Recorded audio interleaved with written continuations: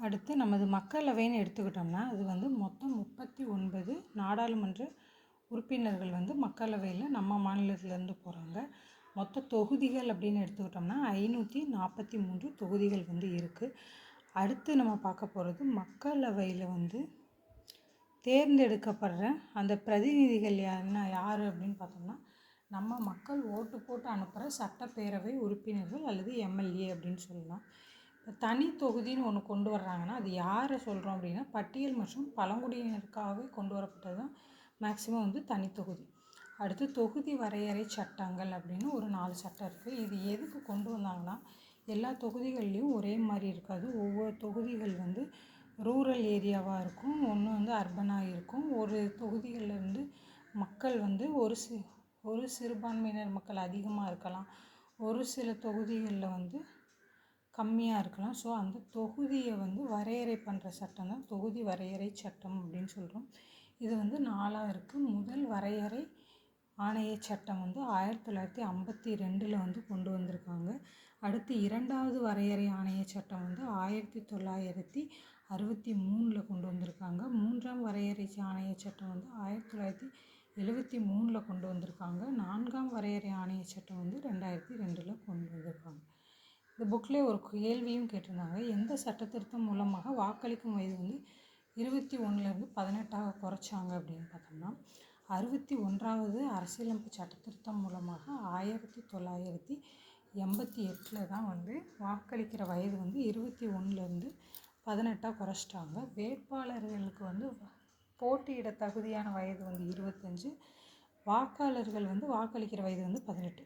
கட்சியோட வேட்பாளர்களை வந்து நம்ம நியமனம் பண்ணுறத என்னன்னு சொல்கிறாங்கன்னா கட்சியின் நியமன சீட்டு. ஒவ்வொரு வேட்பாளரும் ஒரு சீட்டு. ஸோ கட்சியோட நியமன சீட்டு அப்படின்னு சொல்கிறாங்க. தேர்தல் பரப்புரை அப்படிங்கிறது வந்து என்னென்னா எலெக்ஷன் அறிவித்த நாள்லேருந்து 2 வார காலம்தான் அந்த தேர்தல் பரப்புரை அப்படிங்கிறது நடக்கும். இந்தியாவோட முதல் பொது தேர்தல் வந்து எப்போ நடந்துச்சு அப்படின்னு பார்த்தோம்னா 1951லேருந்து 52 காலகட்டத்தில் நம்ம குடியரசான உடனேவே ஃபஸ்ட்டு எலெக்ஷன் நடக்குது. இது வந்து மொத்த மக்களவை சீட்டு வந்து எவ்வளோ இருக்குன்னா 489 இடங்கள் இருக்குது. 489 மக்களவை இடத்துல வந்து 364 இடங்களை பெற்று காங்கிரஸ் கட்சி வந்து முதலிடம் பெறுது. அதாவது 45% பெற்று காங்கிரஸ் கட்சி வெற்றி பெற்று முதலிடம் பெறுறாங்க. அடுத்து 16 இடங்கள் பெற்று இந்திய கம்யூனிஸ்ட் கட்சி வந்து 2வது இடத்தை பெறுறாங்க. ஸோ சுதந்திர இந்தியாவில் முதல் பிரதமராக வந்து நேரு வந்து தேர்ந்தெடுக்கப்படுறாரு. இந்த எலெக்ஷனில் எத்தனை கட்சிகள் போட்டியிட்டாங்கன்னு பார்த்தோம்னா 54 கட்சிகள் வந்து போட்டியிட்டாங்க.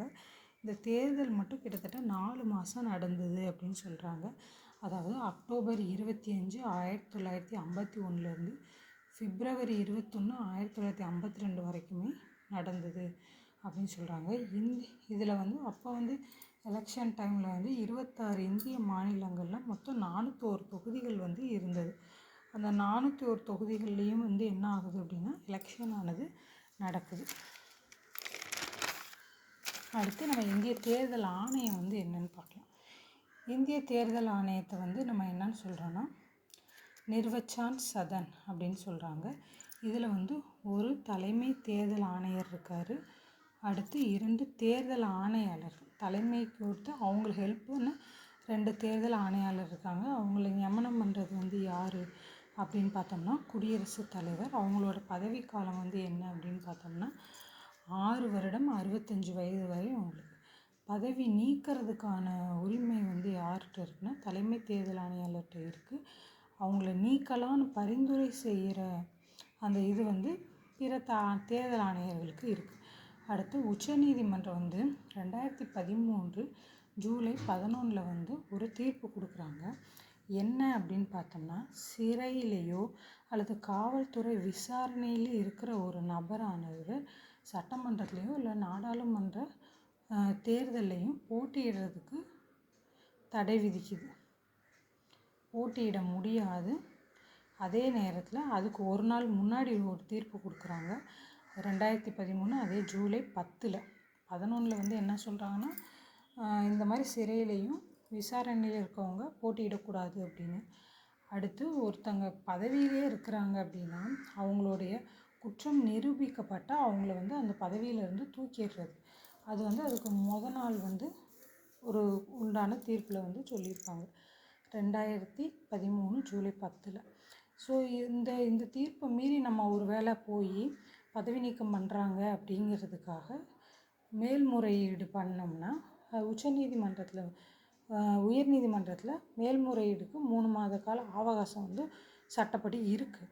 ஆனால் அதையும் வந்து மக்கள் பிரதிநிதித்துவ சட்டப்பிரிவு 8(7) வந்து அதை நிராகரிக்கிறாங்க. மேல்முறையீடு பண்ணாலும் நீ வந்து அவ்வளோதான், உனக்கு வந்து அந்த பதவி இருக்காது. குற்றம் நிரூபிக்கப்பட்டால் அவங்க தகுதி நீக்கம் செய்கிறாங்க அப்படின்னா அவங்க வந்து மேல்முறையீடு பண்ணி 3 மாத கால அவகாசம் பெறலாம். அந்த அவகாசமும் பெறக்கூடாது அப்படிங்கிறதுக்காக மக்கள் பிரதிநிதித்துவ சட்டப்பிரிவு 8(7) அதை நிராகரிப்பு செய்கிறாங்க.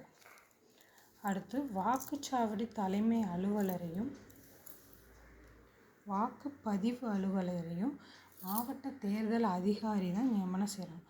ஒவ்வொரு ஊர்லேயும் ஒரு வாக்குச்சாவடி இருக்கும். அதில் தலைமை அலுவலர் இருப்பார். வாக்கு பதிவு பண்ணுறதுக்கும் ஒரு அலுவலர் இருப்பார்.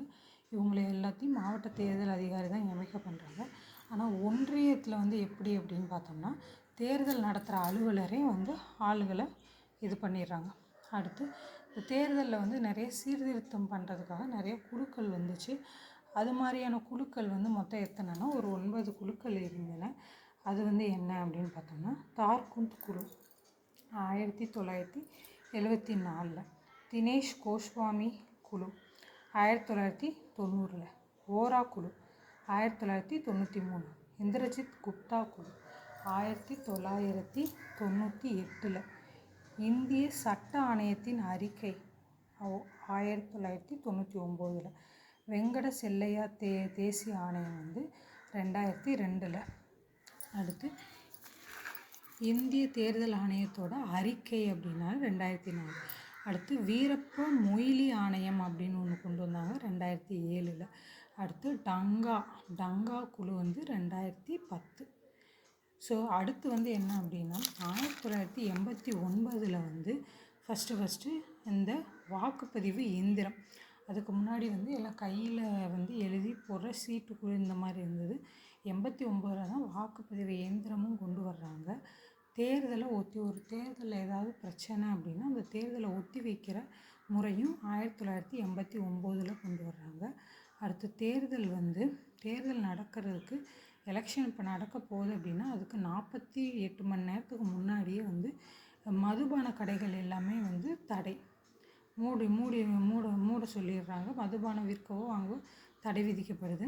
அப்போது வந்து ஒரு எலெக்ஷன் ஒரு இடத்துல நடக்கிறப்போ அந்த வேட்பாளருக்கு வந்து திடீர்னு மரணம் அடைஞ்சாலோ அல்லது வந்து வேறு ஏதோ ஒரு இது அப்படின்னா மாற்று வேட்பாளர்களை தேர்ந்தெடுக்க வந்து 7 நாள் வந்து கால அவகாசம் வந்து கொடுக்குறாங்க. அடுத்து 1999 தான் தபால் வாக்கு, அதாவது வந்து வாக்கு போட முடியாத சூழ்நிலையில் இருக்கவங்க ஒருத்தங்க தபால் வாக்குனே அளிக்கலாம் 1999. அடுத்து 2003 வந்து இராணுவ வீரர்கள், நம்ம ஊரை சேர்ந்த ஒரு இராணுவ வீரர் வந்து வேறு வெளியே இருக்கிறப்போ அவங்க எப்படி வாக்களிக்கலாம் அப்படின்னு பார்த்தோம்னா பதிலி வாக்கு முறை மூலம் 2003 இதை கொண்டு வந்திருக்காங்க. இராணுவ வீரர்கள் வந்து பதிலி வாக்கு முறை மூலம் வாக்களிக்கலாம். 2010 வந்து வெளிநாடு வாழ் இந்தியர்கள் வந்து வாக்களிக்கிறதுக்கான வாக்குரிமை இதை கொண்டு வந்திருக்காங்க. 2011 வந்து இப்போ தேர்தலில் வந்து இந்த எலெக்ஷனுக்கு செலவிடுற அந்த செலவின உச்ச வரம்பை வந்து அதிகரிச்சிருக்காங்க. 2011 இப்போ ஒரு கட்சி இவ்வளோ தான் செலவு பண்ண ஒரு லிமிட் இருக்கும், அதற்கான உச்ச வரம்பு அதிகரிச்சிருக்கு. இப்போ கட்சித்தாவல் தடை சட்டத்தில் வந்து என்ன அப்படின்னு பார்த்தோம்னா இது வந்து 52வது அரசியலமைப்பு சட்ட திருத்தம் 1985 மூலம். இப்படின்னா என்ன அப்படின்னா ஒரு கட்சியிலேருந்து இன்னொரு கட்சிக்கு மாறும் உறுப்பினர்கள், ஒரு கட்சியிலேருந்து இன்னொரு கட்சிக்கு ஒரு உறுப்பினர் வந்து மாறக்கூடாது. அப்படி மாறினா அவங்க தகுதி இழப்பு செய்யப்படுவாங்க. இதை பற்றி 10வது அட்டவணையில் விரிவாக கொடுத்துருக்காங்க. இதுவே வந்து 2003 91வது சட்ட திருத்தம் வந்து என்ன சொல்லுது அப்படின்னு பார்த்தோம்னா ஒரு கட்சி அதாவது ஒரு கட்சி வந்து மொத்தமாக பாதி ரெண்டு கட்சியாக பிளவுற சூழ்நிலை இருக்கிறப்போ அங்கே வந்து அந்த கட்சி தாவலோடைய அடிப்படைகள் எதுவுமே பொருந்தாது. அப்படியே பாதி பேர் போய் வேறு கட்சியில் சேர்ந்துக்கலாம். இது வந்து அவங்க மேலே வந்து கட்சி தாவல் தடை சட்டம் வந்து பாயாது அப்படின்னு சொல்கிறாங்க. அடுத்து மாநிலங்களவை உறுப்பினர்களை வந்து எப்படி தேர்வு செய்கிறாங்க அப்படின்னு பார்த்தோம்னா, பதிவான மொத்த வாக்கு.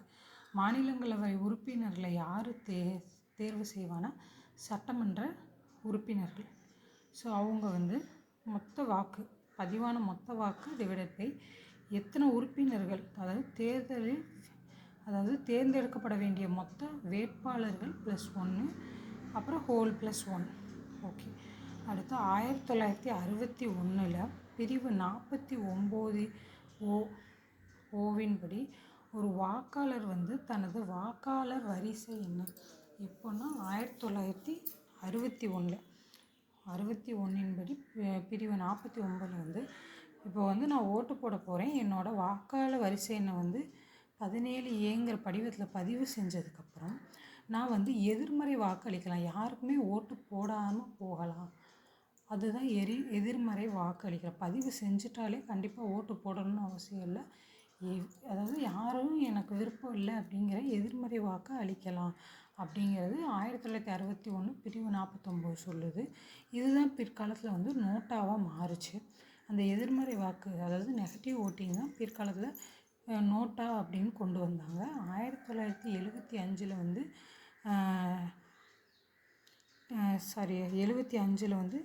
75 டெக்சாஸ் மாகாணங்களில் பூரா வந்து நோட்டா வந்து பயன்படுத்தப்பட்டாங்க. இப்போ எல்லா பகுதிகளில் எல்லா நாடுகள்லையுமே நோட்டாங்கிற ஒன்று இருக்குது. 75 டெக்சாஸ் மாகாணங்களில் நோட்டா வந்து அறிமுகப்படுத்தப்பட்டது. நன்றி மக்களே.